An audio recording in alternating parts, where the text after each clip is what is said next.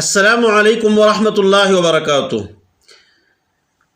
په دعا کې غیر ضروری سیزونه نه غوښتل، په دعا کې مقصد غوښتل، په دعا کې بے فایدې سیزونه نه غوښتل، یا داسې سیزونه چې د هغې په دعا کې غوښتلو ته ضرورت نشته.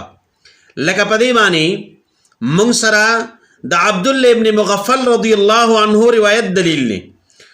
وی انه سمع ابنه یقول، چې عبدالله ابن مغفل رضی الله عنه د خپل بچی نه واوریدل چې هغه په خپل دعا کې ویل اللهم انی اسألک القصر الابیض عن یمین الجنه، چې یا الله زستانه په جنت کې سپینه بنگلا خې طرف ته غواړم اذا دخلتها کله چې زه دې ته وردن نشم.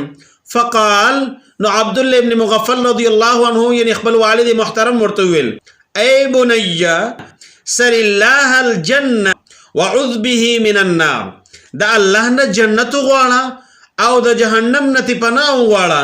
فإني سمعت رسول الله صلى الله عليه وسلم يقول، ويقينا ما د رسول الله صلى الله عليه وآله وسلم اوریدلی چې سيكون قوم يعتدون في الدعاء، چې زر دی چې یو قوم براشي، څه خلق براشي چې هغوی به په دعاګانو کې د حد نه تجاوز کوي.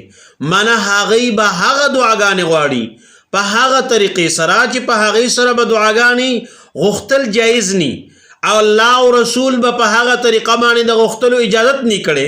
لہذا اوس دې بنده او دې د عبدالله ابن مغفل رضی الله عنه زوی هغه په دعا کې صرف جنت نه غوښتو بلکې سی غوښتل سپینه بنګله غوښتله او د جنت په ښي طرف کې غوښتله. نو عبدالله ابن مغفل رضی الله عنه ورته ویل چې نه داسې دعا مه غواړه، جنت غواړه او د جهنم نه پناه غواړه په الله سره.